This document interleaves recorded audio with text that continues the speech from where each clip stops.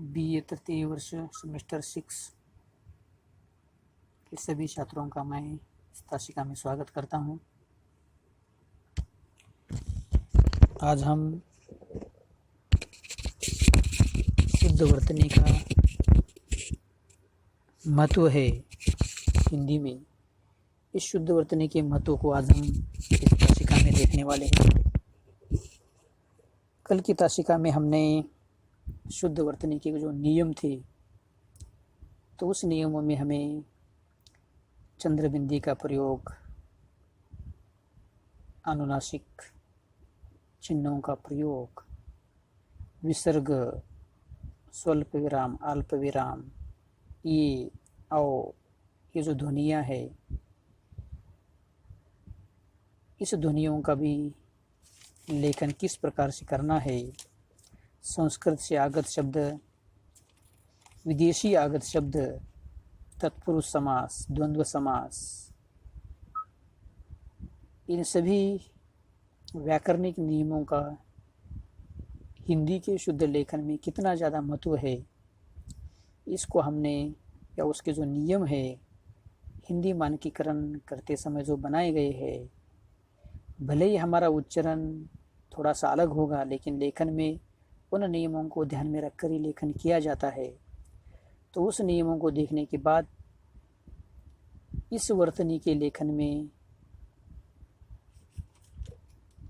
शुद्धता जो है, तो उस शुद्धता का महत्व किस प्रकार से होता है। अगर हम अशुद्ध लिखते हैं, अशुद्ध बोलते हैं, तो अलग ही अर्थ निकलता है, और अगर हम शुद्ध लेखन करते हैं तो हमें जो भाव चाहिए वो भाव उस अर्थ में हमें देखने को मिलता है। तो शुद्ध वर्तनी के महत्व के बारे में आज हम इस ताशिका में देखने वाले हैं। तो हमारी हिंदी देवनागरी लिपि में लिखी जाती है, और इस हिंदी की सबसे महत्वपूर्ण विशेषता ये है कि जैसे वो बोली जाती है वैसा वो लिखा जाता है, और वैसी भी पढ़ी जाती है। तो अन्य भाषाओं में ऐसा नहीं होता है।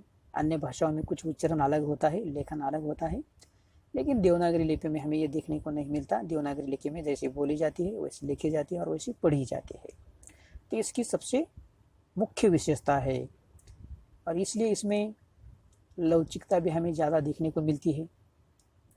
शब्द भंडार भी यहाँ देवनागरी का बहुत बड़ा है, और हिंदी का जो लेखन है वो जैसा लिखा जाता है वैसा बोला जाता है, और जैसा बोला जाता है वैसा लिखा जाता है। और एक शब्द के अनेक जो अर्थ भी होते हैं यहाँ, लेकिन उस शब्द के अनेक अर्थ होने के बावजूद भी उसमें लचीलापन हमें ज़्यादा देखने को मिलता है। तो यहाँ हिंदी की ये विशेषता देखने के बाद ध्वनियों को शुद्ध रूप में बोलने के लिए उच्चारण पर विशेष ध्यान दिया जाता है, क्योंकि यहाँ हम अगर बोलने की बात करते हैं तो उच्चारण सही होना जरूरी है। अगर उच्चारण सही नहीं होगा तो लेखन सही नहीं होगा, और लेखन सही नहीं होगा तो हमें अर्थ समझ में नहीं आएगा। तो इसलिए उच्चारण को ध्यान देना है। तो फलतः अशुद्ध उच्चारण ही अशुद्ध लेखन का कारण बन जाता है। तो हमारा अशुद्ध उच्चारण अशुद्ध लेखन का कारण न बन जाए, इसलिए हमें वर्तनी के नियमों को ध्यान में रखकर भी उच्चारण करना जरूरी होता है। तो यदि कोई विषय वस्तु अशुद्ध वर्तनी में लिखी हो तो उस विषय के मूल विचारों का ज्ञान पाठकों को नहीं हो पाता, तो परिणाम स्वरूप विषय का विपरीत अर्थ निकल जाता है। तो इसलिए ध्वनियों को शुद्ध रूप में बोलने के लिए उच्चारण की शिक्षा की भी देना जरूरी है, क्योंकि सिर्फ लेखन की शिक्षा न देकर कैसे उसका उच्चारण सही रूप में करना चाहिए, इसकी भी शिक्षा आजकल देने की जरूरत है। तो ये भी बात हमें ध्यान देनी है। अगर हम अलग उच्चारण होगा तो उसका अलग अर्थ होगा, और अलग अर्थ होने के बाद हमें सही शिक्षा, सही ज्ञान नहीं मिल पाएगा। तो उस उच्चारण की शिक्षा देना जरूरी है, तथा उन्हें शुद्ध रूप से अंकित करने के लिए लेखन की शिक्षा भी देना जरूरी है। तो इसलिए हम शुद्ध लेखन की बात करते हैं। शुद्ध लेखन को लेकर कुछ स्पर्धाओं को भी आयोजित करते हैं, शुद्ध उच्चारण को लेकर कुछ स्पर्धाओं भी आयोजित करते हैं, ताकि हमें शुद्ध लेखन और शुद्ध उच्चारण आ जाए। क्योंकि हमें अशुद्ध वर्तनी लेखन के कारण विपरीत या भिन्न ध्वनियों का बोध होगा, और उनसे विपरीत या भिन्न अर्थ का बोध होगा। तो इसलिए अशुद्ध वर्तनी की प्रयोग करने से अर्थ में कितना परिवर्तन हो जाता है उसे हम कुछ उदाहरणों के माध्यम से हम देख सकते हैं। नीचे हमने कुछ स्लाइड में उदाहरण दिए गए हैं, तो इसमें शुद्ध और अशुद्ध में कितना ज़्यादा परिवर्तन होता है उसको हमें उदाहरण के द्वारा देखना है। तो शुद्ध लेखन कितना ज़रूरी है ये हमें ध्यान देना है। तो शुद्ध वाक्य है अनिल बह रहा था। तो यहाँ अनिल शब्द है, उस अनिल शब्द हवा के रूप में प्रयोग किया गया है, लेकिन अगर इस अनिल का अगर उच्चारण हम अनल कर देंगे तो अनल का अर्थ होगा अग्नि। तो हवा बह रही है कहने के बजाय अग्नि बह रहा है ऐसा हो जाएगा। तो इसलिए हमें हवा बह रही है ऐसा कहना है तो हमें अनिल कहना होगा। गलती से अगर हम अनल कहेंगे तो कुछ अलग ही लिख दिया जाएगा, उसका अलग ही अर्थ होगा। उसके बाद दूसरा उदाहरण है कुछ धर्म कर्म करो, और दूसरा है कुछ धर्म कर्म करो।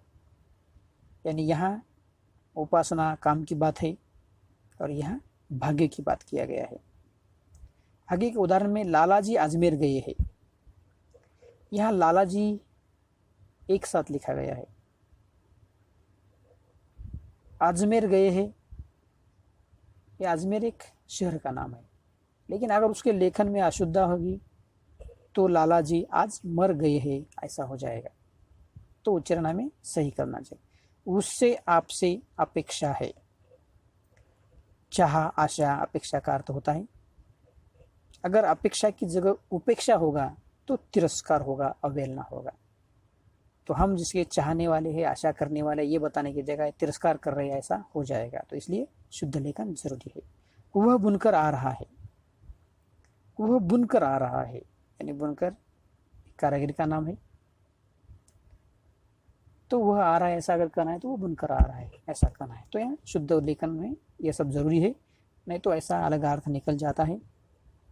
तो जो आज के वर्तमान समय में स्कूल कॉलेज में छात्र, पत्रकार, विज्ञापक, कुछ लेखक भी है, वर्तनी की भयंकर गलतियाँ करते हैं। आजकल पुस्तकों में भी हमें बहुत सारी अशुद्धियाँ लेखन देखने को मिलता है। तो इस अशुद्धि से पाठकों को बहुत परेशानी होती है। कुछ उदाहरण के द्वारा लेखन में अगर ऐसी गलती आती है तो पाठक कितना कन्फ्यूज हो जाते हैं, कितना परेशान हो जाते हैं, कुछ समझने में किनकी दिक्कत आती है। तो ये सब हम उदाहरणों के द्वारा समझेंगे तब हमें पता चलेगा कि शुद्ध वर्तनी का महत्व हमारे लेखन में कितना जरूरी है। एक वाक्य है उनकी सास चली गई। अब किसी की सास है, वह कई गांव चली गई है ऐसा हमें कहना है तो उनकी सास चली गई। लेकिन उनको अगर हम कुछ अलग रूप में, अशुद्ध रूप में अगर उच्चारण करेंगे और लेखन करेंगे तो उनकी सांस चल बसी, यानी उनकी सांस चली बसी वो मर गया। हमें क्या कहना है, उसकी सांस चली गई, चल बसी, उसकी सांस मर गई ऐसा कहना है। लेकिन उनकी सांस चल गई ऐसा कहने के बाद वो खुद मर गया ऐसा अर्थ हो जाएगा। गरम चाय अच्छी लगती है, ये वाक्य है शुद्ध। लेकिन अगर चाय की जगह अगर हम चाह रखेंगे तो क्या होगा, गरम चाह अच्छी लगती है। कुछ समझ में नहीं आएगा क्या कहना चाहते हैं, क्या बोलना चाहते हैं। अगला उदाहरण है दीनों को मदद करनी चाहिए। दीन यानी गरीबों को मदद करनी चाहिए। लेकिन वही दिनों को अगर दीर्घ दी लिखने के बजाय अगर ह्रस्व दीर्घ लिख दिया तो उसका अर्थ ही बदल जाएगा, गलतियां होगी और उसका अर्थ कुछ नहीं निकल पाएगा। अगला उदाहरण उन्होंने अन्न त्याग कर दिया। अन्न त्याग की जगह अगर अन्य त्याग ऐसा कह दिया तो लेखन की अशुद्धता होगी और उसमें पाठक को कुछ समझ में, लेखक को, पढ़ने वाले को कुछ समझ में नहीं आएगा। वे आज गृह प्रवेश करेंगे, वे आज गृह प्रवेश करेंगे, यानी ग्रह का ग्रह और ग्रह का ग्रह, इसमें भी लेखन में शुद्धता जरूरी है। ग्रह प्रवेश ये अलग बात है और ग्रह आसमान के ग्रह इस प्रकार की बात है। तो ये सब शुद्धियों को ध्यान देना जरूरी है। उपरोक्त वर्तनी की साधारण सी अशुद्धि भी पाठक को मूल जो आशय है वह शुद्ध रूप से नहीं दे पाती, जिससे पाठक को दुख होता है, क्रोध होता है, संशय होता है, इस प्रकार की बात होती है। इसलिए शुद्ध वर्तनी का महत्व लेखन में इसलिए ज़रूरी है कि हम जो कुछ बोलना चाहते हैं, जो कुछ बताना चाहते हैं, जो कुछ भाव पाठकों तक पहुंचाना चाहते हैं, वह भाव जैसे का वैसा पहुंचे, इसलिए शुद्ध वर्तनी का महत्व जरूरी है। तो शुद्ध वर्तनी के लिए कुछ निम्नलिखित बातों का भी ध्यान देना है। तो अशुद्ध वर्तनी के कारण लेखक का जो मूल आशय है वो पाठक को शुद्ध रूप में प्राप्त नहीं हो पाता। कभी कभी पाठक को अशुद्ध वर्तनी के कारण संशय, दुख, झुंझलाहट, क्रोध भी आता है। तो इस पाठक के क्रोध से, संशय से, झुंझलाहट से बचने के लिए शुद्ध वर्तनी का करना जरूरी है, लेखन का करना जरूरी है। दूसरी बात है, अपवित्रता गंदगी का दूसरा नाम है, तो इसलिए अशुद्धि है। तो अपवित्र नहीं होना चाहिए, अशुद्ध नहीं होना चाहिए। पुस्तक, पत्रिका या पत्र आदि में वर्तनी अशुद्धि से लगभग वैसा ही दुख होता है जैसा अपने नाम की अशुद्ध वर्तनी देखकर। जैसा कि हमारा नाम लेखन में कुछ गलती है, किसी ने की है, तो वह सब देखने के बाद हमें गुस्सा आता है या दुख होता है, वैसा ही पत्रिका या पुस्तक में, पत्र में अगर हम अशुद्ध लेखन को देखते हैं तो हमें भी दुख होता है। तो इसलिए से बचना चाहिए।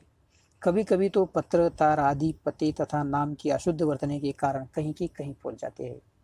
तो थोड़ी सी अशुद्ध वर्तने के कारण यहाँ का वहाँ वह पत्र भी, तार भी चला जाता है।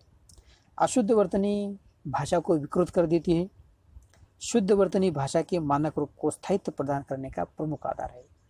और भाषा का जो मूल रूप है, उस मूल रूप को स्थायित्व प्रदान करने के लिए शुद्ध वर्तनी का होना जरूरी है।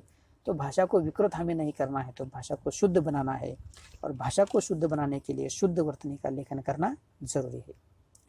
किसी विषय का मूल आशय पाठक को शुद्ध रूप से प्राप्त हो, और जो कुछ हम विषय बताना चाहते हैं उस विषय का मूल विषय जो है वो पाठक को हम बता पाए, ये ध्यान देने के लिए शुद्ध वर्तनी का महत्व जरूरी है। भाषा में सुडौलता तथा पूर्णता लाने के लिए भी शुद्ध वर्तनी जरूरी है। भाषा में सुडौल और पूर्ण लाने के लिए शुद्ध वर्तनी का जरूरी है। हिंदी वर्तनी की अशुद्धियों की ओर ध्यान देकर हमें जागरूक रहना चाहिए, और हिंदी की जो वर्तनी है उसकी जो अशुद्धियाँ हैं, उस अशुद्धियों की तरफ हमें ध्यान देना है, और इस अशुद्धियों से हमें हिंदी को बचाना है। और हिंदी को बचाकर एक अच्छी हिंदी, मानकीकृत हिंदी, और जो मूल भाव, सही भाव पाठकों तक पहुंचाने के लिए शुद्ध वर्तनी के लेखन का महत्व हर किसी वर्तनी में है, लेकिन हिंदी में तो उसका महत्व और भी ज़्यादा व्यापक रूप में हमें देखने को मिलता है।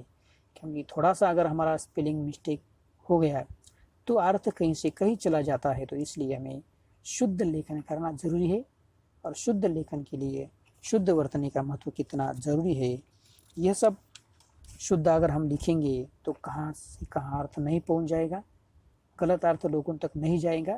तो इसलिए शुद्ध वर्तनी का महत्व हमारे लेखन में जो है, इस प्रकार से होने के कारण हमें भाषाई लेखन करते समय या उच्चारण करते समय भी हमें वर्तनी की गलतियां नहीं करना चाहिए। इस बात को ध्यान देना है, और इसी बात को ध्यान में देकर अगर हम लेखन करेंगे तो हमारी वर्तनी अशुद्ध नहीं होगी।